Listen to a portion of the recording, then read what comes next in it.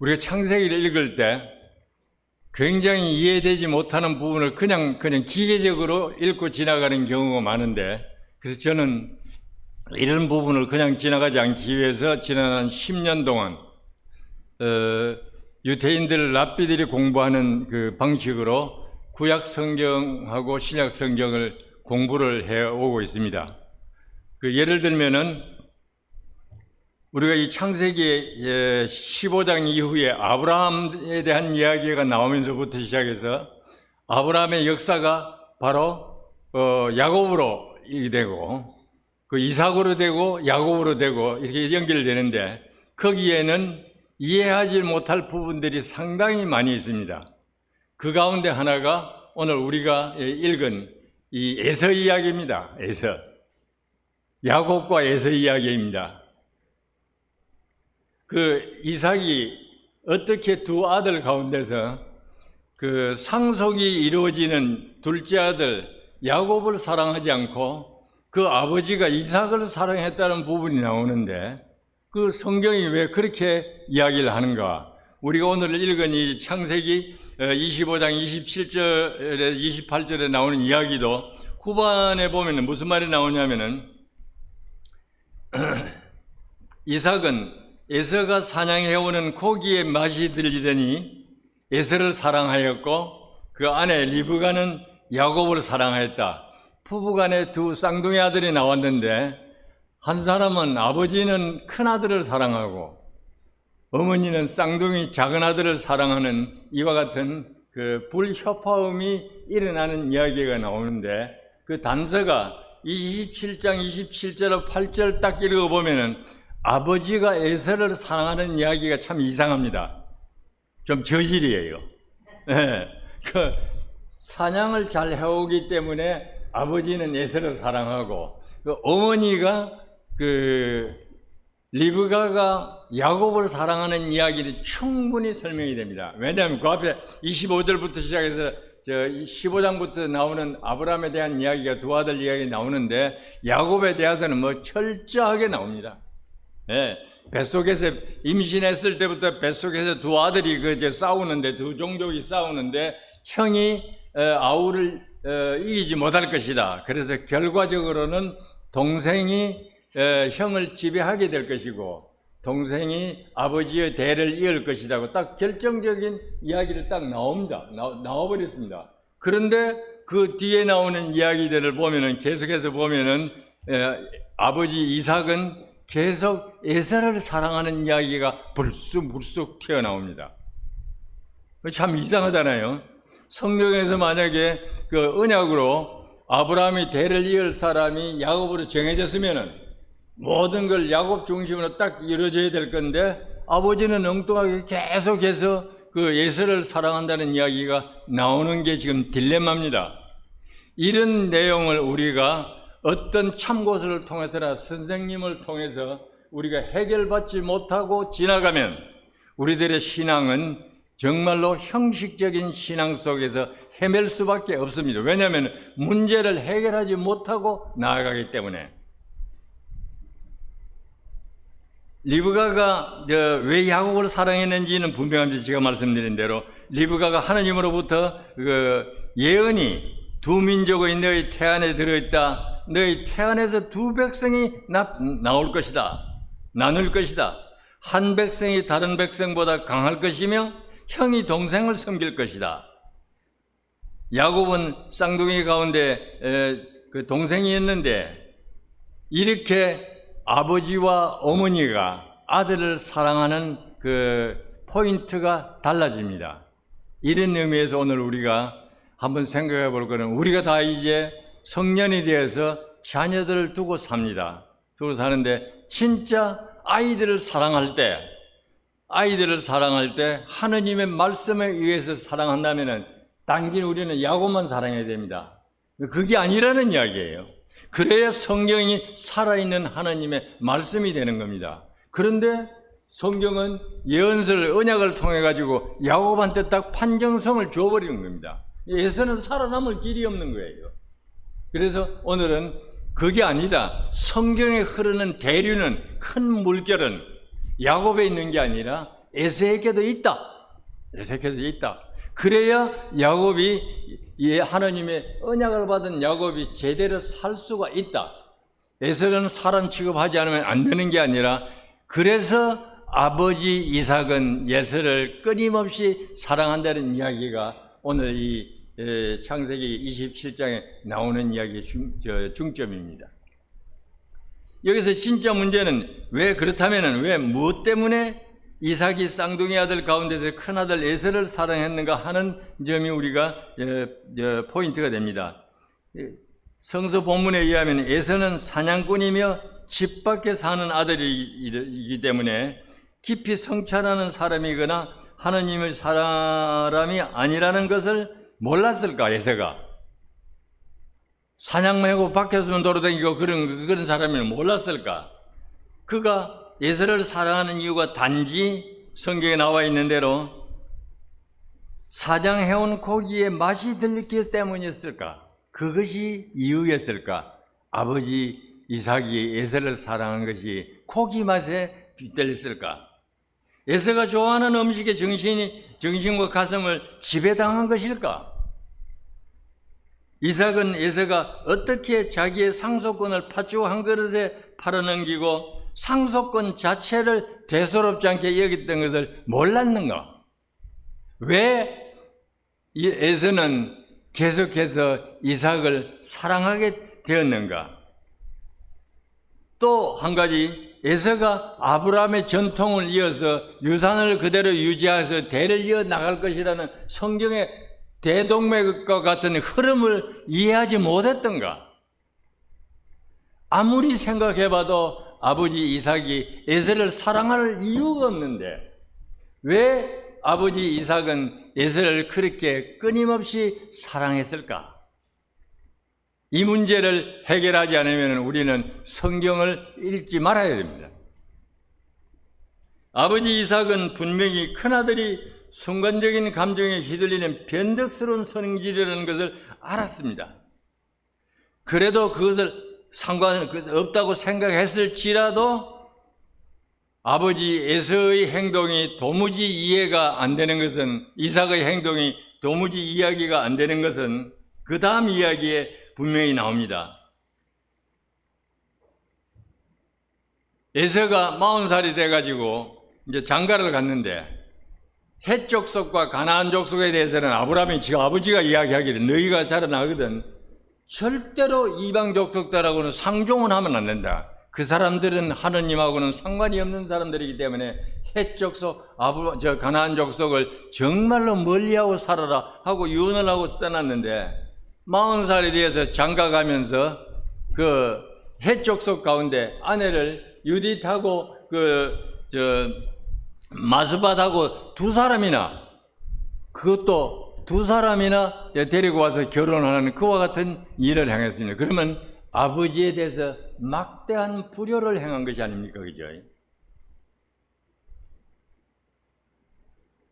이것은 헷 족속, 가나안 족속, 그리고 그들의 종교와 문화와 도덕과 거리를 두어야 한다고 정말로 마지막에 할아버지 아브라함이 그렇게 유언을 했었는데 그 유언을 이어갈 사람이 취할 행동이 아니라는 것이 분명히 나타나는데도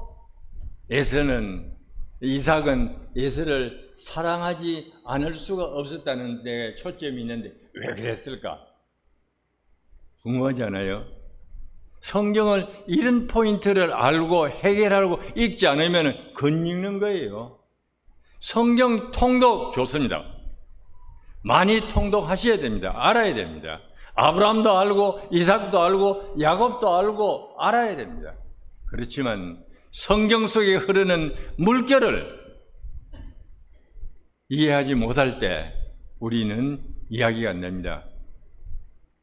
김남주가 살아가면서 사람들한테 이야기했던 거는 소설책을 읽을 때 책과 글씨만 읽어나가는 것이 아니라 그 글씨 속에 쓰여있는 내용이 이야기하는 것이 뭔가를 감을 잡고 읽어야 소설을 읽는 것 아닙니까? 성경을 아무리 읽는다고 하더라도 성경 속에 흘러가는 그 대류를 우리가 붙잡지 못한다면 우리는 완전히 겉돌고 있는 성경을 읽는 사람이 될 수밖에 없습니다. 아버지 이삭은 분명히 큰아들의 순간의 감정에 휘둘리는 변덕스러운 성질이라는 것을 알았습니다. 그럼에도 상관없이 에서의 이 다음 이야기는 분명히 특별한 이유가 있어서 아버지 이삭이 에서를 사랑한다는 이야기가 전개된다는 것입니다. 창세기 27장에 나오는 야곱이 어떻게 에서가 그 이야기가 본론으로 들어가는데 에서가 어떻게 하고 들었습니까? 그 아버지한테 축복을 받을 때 중간에 조금 이제 시간 때문에 제가 약하겠습니다.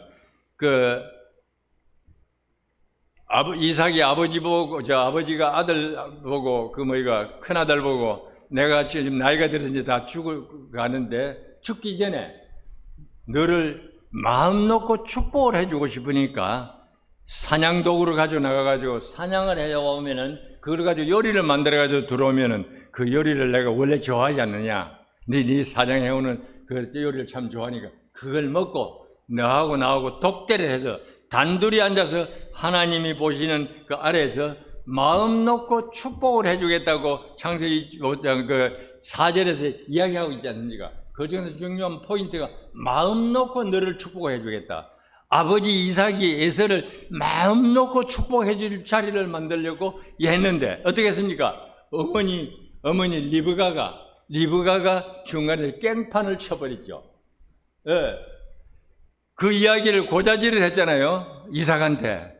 그렇게 해가지고 에서가 잡아가지고 와야 할 고기를 사냥을 야곱이 야곱이 해가지고 들어오니까 살을 스르르 만져보니까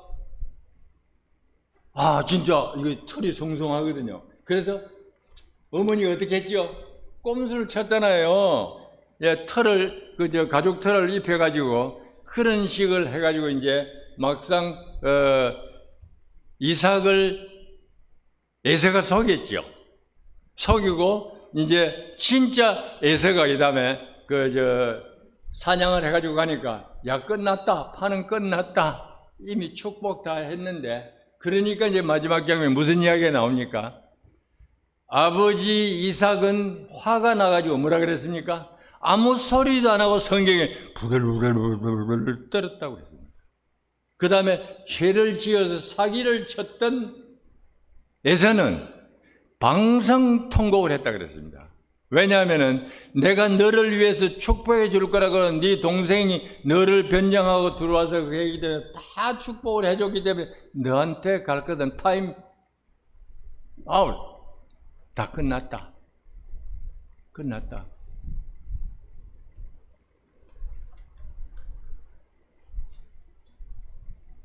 여기에서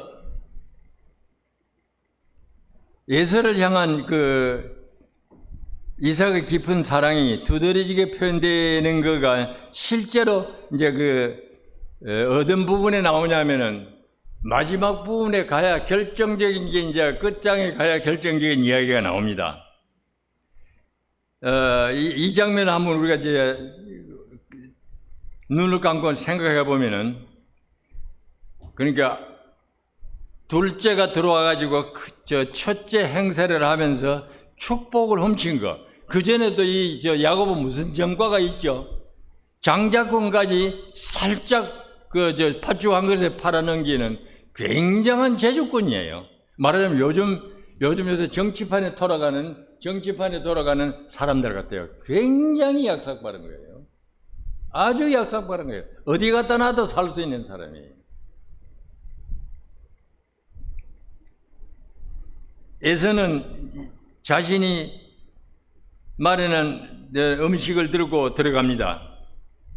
누구처럼 들어가죠? 야곱처럼 들어가는 거죠.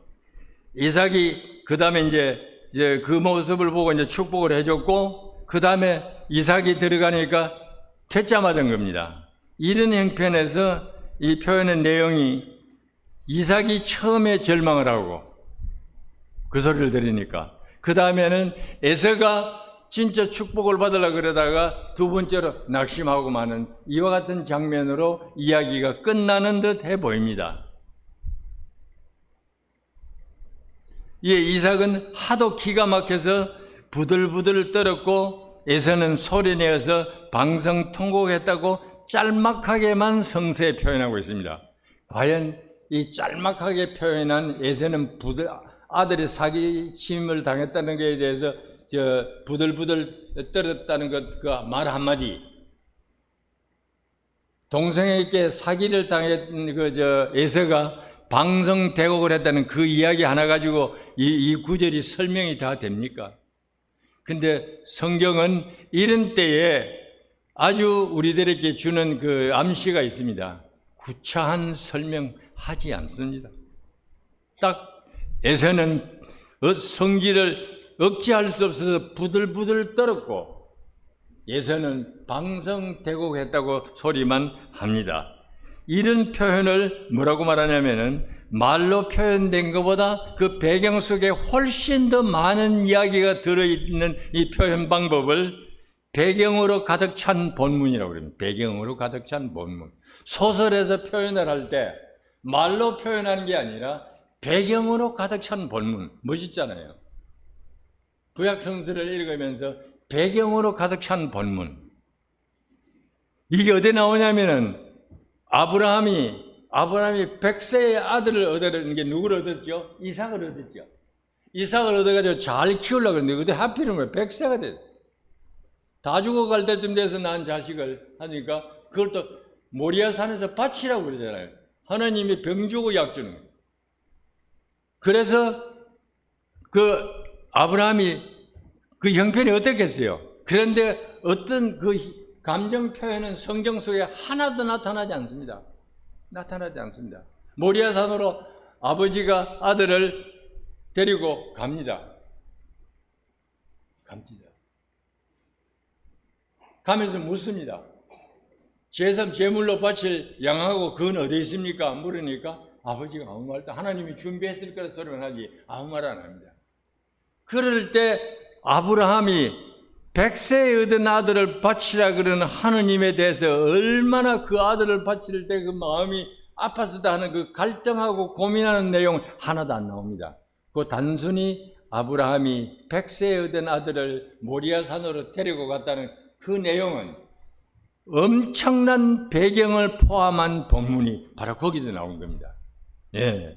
그래서 그 짧은 내용이지만은 막대한 막중한 내용들이 그 속에 파묻혀 있다는 것을 우리가 알아야 될 것입니다.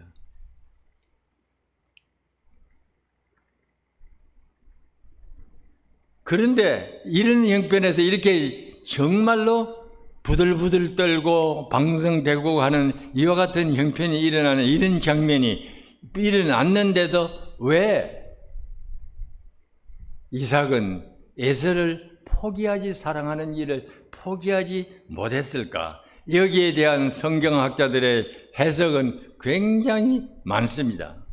그래서 에릭 아우바크라는 그 독일 성경학자는 뭐라 그런 게 아니라 원래 에서가 아주 날쌘 사냥꾼이라 그런 거는 굉장히 체주가 많은 스킬풀 헌터라는 이야기인데, 체주가 많다는 이야기인데, 그런 거는 체주가 많았기 때문에 자기 체주를 덫으로 사용해서 자기가 믿음이 더 있는 것처럼 보이면서 아버지를 유혹을 했다고 그렇게 하지만 그 이야기를 듣고 그렇게 했다고 하는 사람은 아무도 없습니다. 그런 아무리 이야기를 주석하는 사람들이 그 떨기로 주석을 써놓더라도 그렇구나 하고 생각하는 사람 아무도 없습니다. 왜 도대체 무엇이 도대체 이삭으로 하여금 에서를 사랑하지 못하고는 견딜 수 없게 만들었을까? 궁금하지 않습니까? 그래서 어느 학자가 설명을 해놓은 거는 그런 이야기 하지 말고 단순하게 우리가 사람의 입장에서 하나님이 왜 에서를 사랑할 수 없도록 이삭의 마음을 변하지 않게 했을까 하는 것을 생각할 수는 없을까? 단순하게 본문 그대로 생각할 수 없을까? 생각해 보라. 그리고 이야기를 합니다. 에서는 정말로 하나님이 원하는 길을 걸어가지 않았지만 아버지 이삭은 성스럽지 않고 유전적이고 뭐고 그런 걸 본 게 아니라 어찌됐든지 간에 자기 과거를 돌이켜보면서 내가 겪었던 가슴 아픈 이야기를 내 자식 때에는 계속되지 않게 해야 되겠다. 이것이 요점이었습니다. 그가 자기 아버지 아브라함이 자기를 데리고 모리아 산으로 가가지고 자기를 칼로 내리쳐서 쳐죽이려고 그럴 때 천사가 만약에 자기 아버지를 스탑시키지 않았더라면 자기는 죽었을 그 사람인데 그때에 자기 아버지가 자기를 모리아 산으로 데리고 갈 때 자기 마음속에서 아버지가 나를 진짜 죽이려는가? 그 갈등했던 마음, 그게 이제 이삭의 마음이었고 또 그의 아버지 아브라함은 100세 얻은 아들을 바치라 그러는 하나님에 대해서 이게 진짜 하나님인가? 이게 가짜인가? 그 갈등했을 마음, 그거를 이삭은 자기가 겪었던 경험을 굉장히 곱씹어 생각한 겁니다. 곱씹어 생각하면서 어떤 일이 있더라도 가족적인 비극을 대물림해서는 안 되겠다. 절대로 대물림해서는 안 되겠다. 비록 에서가 하느님이 원하시는 길을 걸어가지 않았다 치더라도 그는 내 아들이니까. 이럴 때 영어로 표현하는 That's it. 그가 내 아들이기 때문에 That's it. Nothing is necessary. 이것 말고 더 이상 필요한 게 없어요. 예서는 잘생겼든지 못생겼든지 하느님의 방법을 따르든지 안 따르든지 그는 내 핏줄이니까. 에서를 괴롭혔던 것은 자기 아버지 아브라함이 자기를 모리아 산으로 데리고 갈 때 그 갈등, 나를 100살에 낳았으면은 정말로 애중이 키워야 될 건데 왜 죽이려고 그러는가? 그때 아무리 성서가 이야기하는 걸지라도 당하는 사람들은 굉장히 정말로 갈등할 수밖에 없었다는 그 시련이었다는 것을 대물림해서는 안 되겠구나 하는 것을 에서가 절감했기 때문에 어떤 환경에서도 그는 에서를 사랑하지 않을 수가 없었던 것이 지금 창세기 27장에 나오는 이야기입니다. 이 이야기는 오늘날 우리들에게 들려주는 교훈은 아버지는 자식을 사랑하되 조건 있게 사랑하는 것이 아니라 어떤 경우라도 아들이 어떤 경우라도 몰라서가 아니라 아들이 하는 짓을 보고 도무지 이해가 되지 않아서 갈등할 때도 있고 싸울 때도 있고 극한 투쟁할 때도 있지만은 그렇다선 치더라도 결정적인 것은 그렇다선 치더라도 아버지와 아들의 관계는 끊을 수는 없다.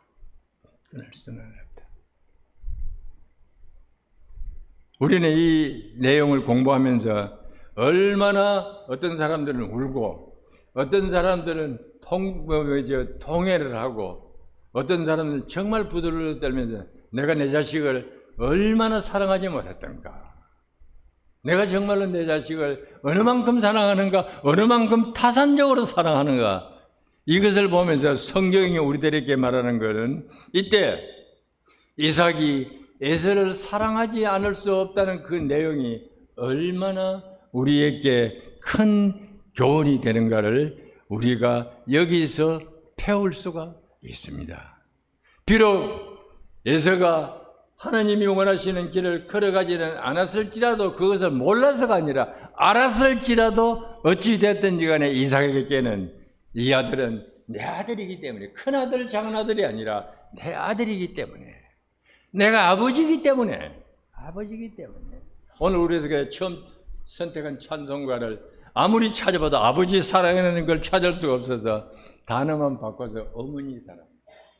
어버이들이 우리 자식들을 생각하는 것은 하느님이 우리 자식들을 생각하는 이런 거예요. 어떻든지 간에 그래서 마지막에 나오는 비유가 하나, 멋있는 비유가 있는데, 이걸 가지고 이제 학자들끼리 싸운 거예요. 학자들끼리 싸우면서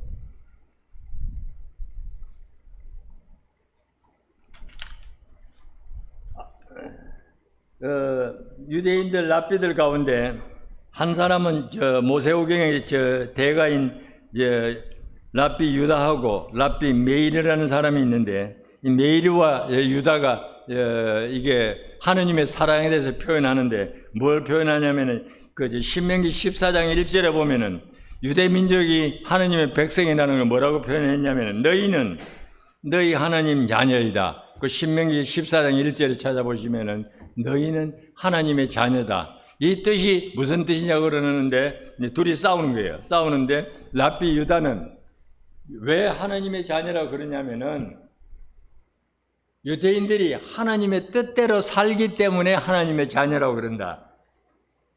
유다는 그렇게 설명을 했어요. 그러니까 메일리는 천만에 그 얘기가 진짜 안 맞아요. 무슨 말이냐면은 유대인들이 하나님의 자녀라 그러는 것은 하나님은 유대인들의 부모다. 부모가 아버지와 어머니와 같은 거다. 그렇기 때문에 하느님이 유대인들을 사랑하시는 것은 하느님의 방법으로 살든지 살지 않든지 간에 관계없이 유대인이기 때문에 하느님이 사랑하신다. 실제로 이 사람은 메일은 그렇게 믿고 살았어요. 왜냐하면은 자기 유명한 스승이 성경을 가르치던 스승이 중간에 타락해가지고 이방인이 됐는데, 그래도 이 사람은 자기 스승을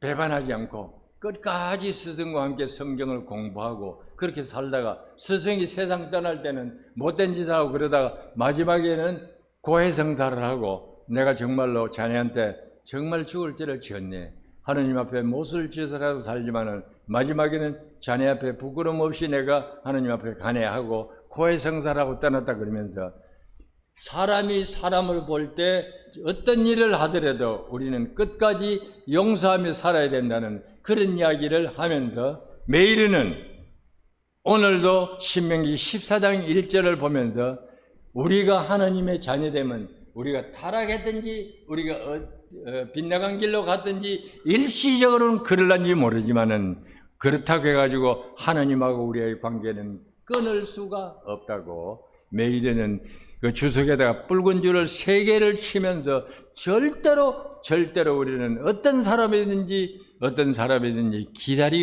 기다려야 된다 하는 이야기를 하면서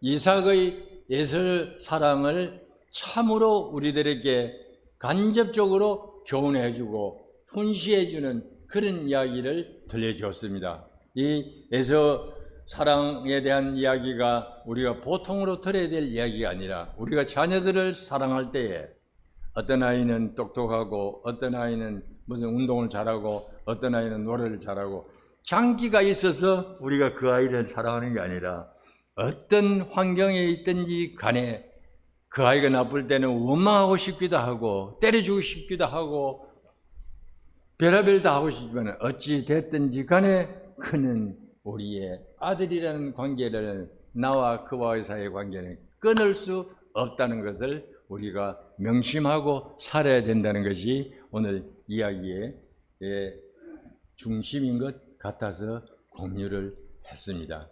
맞습니다.